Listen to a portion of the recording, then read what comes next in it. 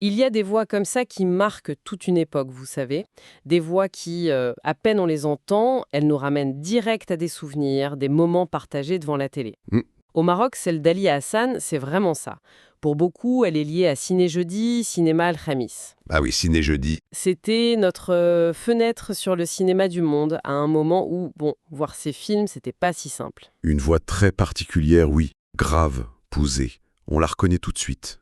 Mais c'était plus que la voix, en fait. C'était toute une manière de présenter le cinéma. Ça a vraiment marqué. Oui, une institution presque. Carrément. Et c'est justement sur cette figure emblématique du paysage audiovisuel marocain qu'on va se pencher un peu aujourd'hui. Bonne idée. Pour préparer cette discussion, on s'est appuyé sur pas mal de choses, des interviews, des articles, des infos biographiques, comme celle du Festival national du film, et puis aussi ce qui se dit, l'écho de son impact qu'on trouve un peu partout. Mhm.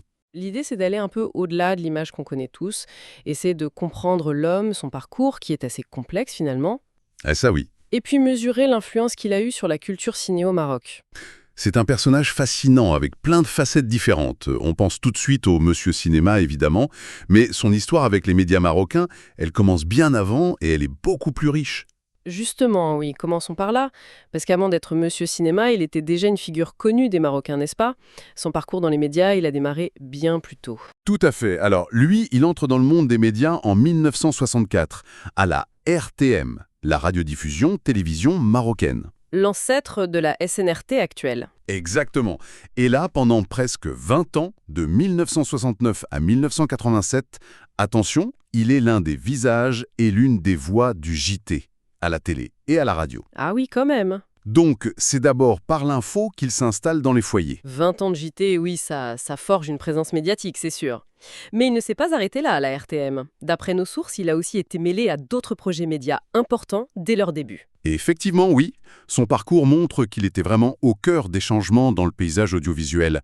Il participe au lancement de Média 1 Radio, Ah, Média 1? entre 80 et 81, un projet assez novateur pour l'époque. Et puis, chose intéressante, entre 87 et 89, il bosse pour l'ONA, l'Omnium nord-africain, sur les études pour créer 2M. La deuxième chaîne. Voilà. Donc il était vraiment aux premières loges, voire acteur, de cette évolution des médias au Maroc. C'est fou de voir cette implication dans la diversification du paysage médiatique. Et pourtant, c'est vraiment son travail sur le cinéma qui va, graver son nom dans la mémoire collective. C'est là qu'il prend ce rôle si spécial de passeur culturel. Ah bah là, c'est le chapitre le plus connu, le plus marquant de sa carrière publique, y a pas photo.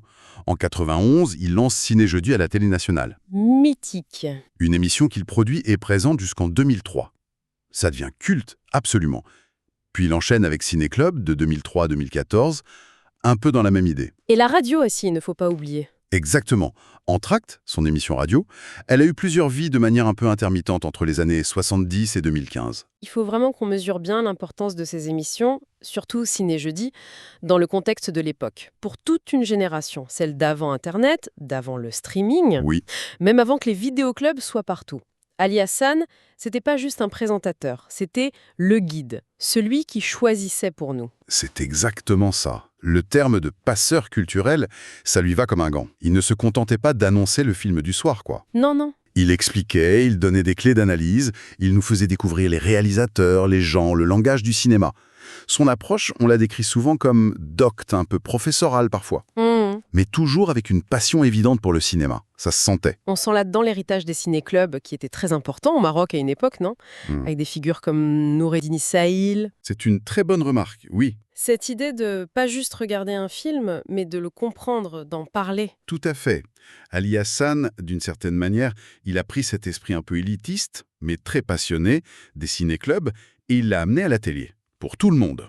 Une démocratisation de la cinéphilie en quelque sorte. Exactement. Il a offert à un public très large une sorte d'initiation à l'analyse de films.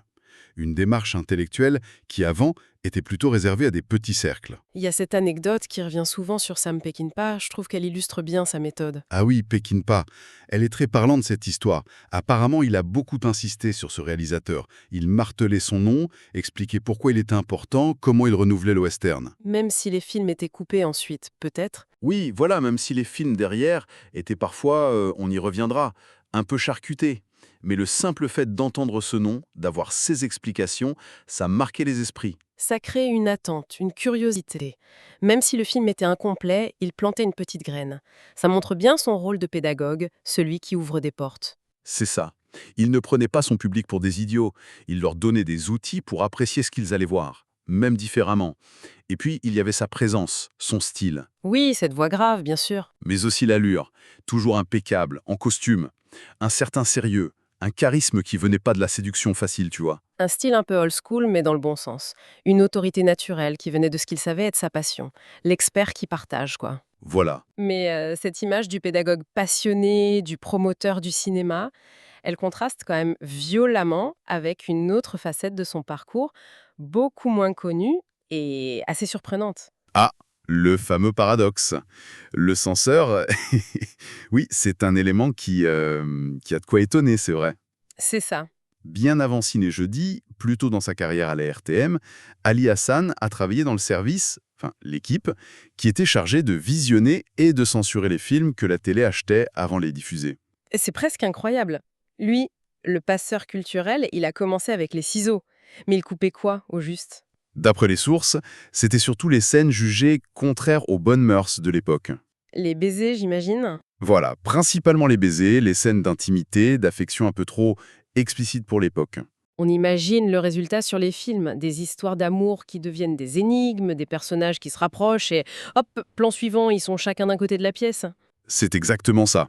Avec le recul, bon, ça prête un peu à sourire, mais ces coupes, elles pouvaient vraiment flinguer la narration, rendre des bouts d'intrigue complètement absurdes. Oui, j'imagine bien.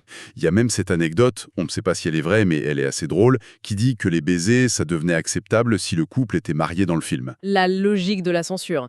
Fallait presque lire le scénario pour savoir si on avait le droit de s'embrasser à l'écran.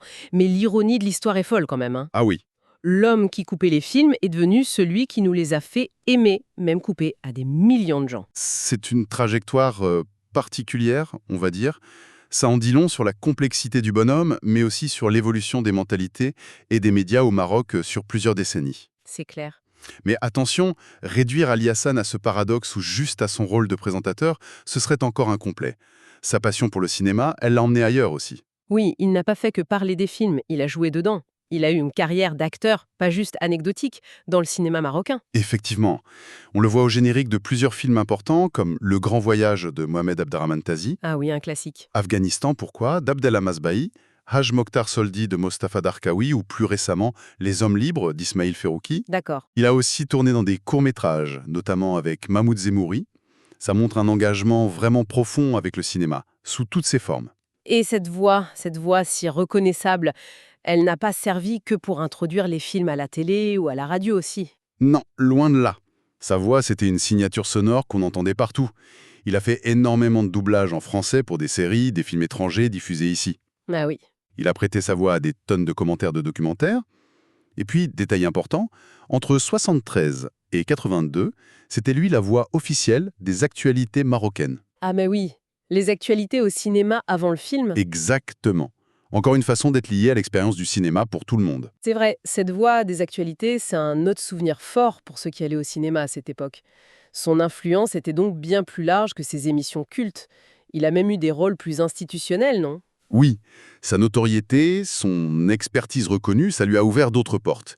Il a été conseiller du ministre de la Communication entre 98 et 2000. D'accord. On sollicitait son avis dans le milieu du cinéma.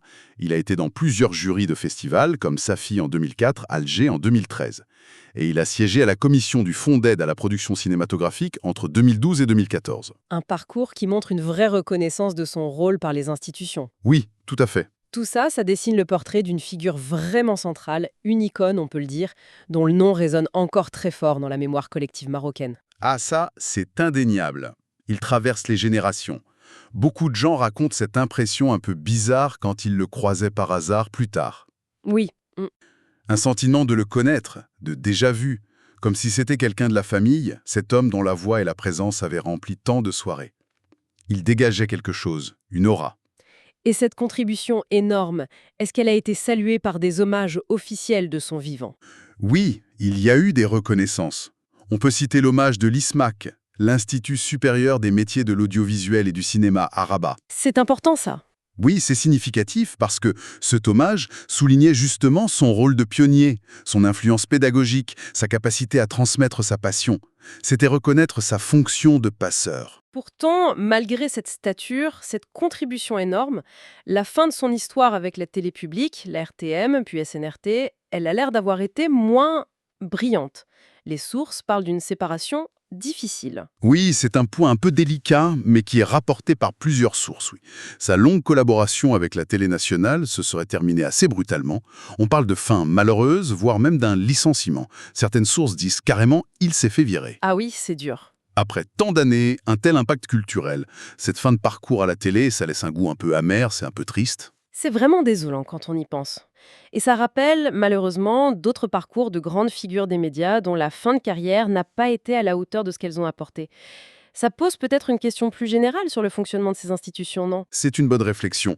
On pourrait même aller plus loin et se demander si le contexte médiatique marocain de l'époque, moins de concurrence féroce, moins de pression des chiffres d'audience immédiats qu'aujourd'hui, n'a pas paradoxalement permis à des personnalités comme Ali Hassan, portées par la passion et l'envie de transmettre, d'exister et de durer à l'antenne. Hmm. Des émissions exigeantes comme les siennes, est-ce qu'elles auraient leur place aujourd'hui dans un paysage purement dicté par le commerçage? C'est un paradoxe intéressant. Un marché moins ouvert aurait permis plus de liberté éditoriale pour ce type de programme. C'est une piste, oui. En tout cas, cette figure majeure nous a quittés il y a maintenant quelques temps. Oui, Ali Hassan est décédé le lundi 25 août 2025 à Rabat. Il avait 79 ans. Sa mort a vraiment été ressentie comme la perte d'une voix familière, d'un repère culturel important pour beaucoup de Marocains. Si on devait essayer de résumer ce parcours incroyable, on dirait qu'Ali Hassan, c'était bien plus qu'une voix, hein. C'était un journaliste respecté, un pionnier qui a vraiment modelé la critique de cinéma à la télé marocaine. Oui, Un acteur aussi, une voix qu'on entendait partout et surtout ce formidable passeur culturel. Une figure complexe aussi avec ce rôle de censeur au début qui contraste tellement avec sa mission de promotion du cinéma après. tout à fait. Une vraie icône finalement, même si la fin de sa collaboration avec la télé a été un peu amère. Un héritage qui reste, ça c'est sûr. Il a aidé à éduquer le regard, à former le goût, à nourrir la cinéphilie de plusieurs générations. Son impact sur la culture cinéma au Maroc, il est profond et indéniable. Et son parcours nous laisse avec une question pour aujourd'hui, non? À l'heure des plateformes de streaming, des algorithmes qui nous servent ceux qu'on aime déjà, de cette consommation de médias hyper fragmentés, Mhm. quelle place il reste pour des passeurs comme Ali Hassan? C'est la grande question, oui. Comment on découvre encore des choses nouvelles? Comment on s'ouvre à d'autres cinémas, à des formes différentes, en dehors de nos bulles de recommandations? Qui sont les guides aujourd'hui? Où sont-ils? Hmm. Ceux qui, comme lui, osaient nous bousculer un peu, nous sortir de notre zone de confort, pour nous montrer des trésors cachés, des œuvres peut-être plus difficiles, mais essentielles. Peut-être que c'est à chacun de nous, maintenant, de faire cet effort, de cultiver cette curiosité et d'aller chercher plus loin que ce qu'on nous propose directement.